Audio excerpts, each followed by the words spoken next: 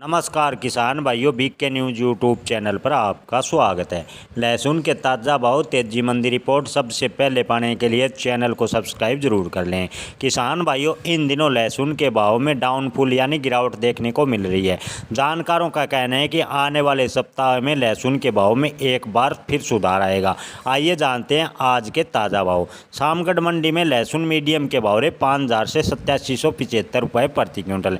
शामगढ़ मंडी में लहसुन लड्डू माल के भाव रहे 8,000 से 550 रुपये प्रति क्विंटल।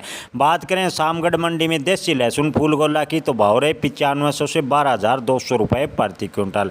शामगढ़ मंडी में देसी लहसुन बॉक्स क्वालिटी के भाव रहे 11,500 से 13,000 रुपये प्रति क्विंटल।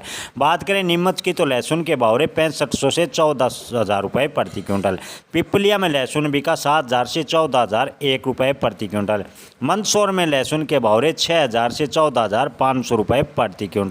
बात करें उज्जैन की तो लहसुन के भाव रहे 6,000 से 13,000 रुपये प्रति क्विंटल। राजस्थान के जयपुर में लहसुन के भाव रहे 9,000 से 12,800 रुपये प्रति क्विंटल।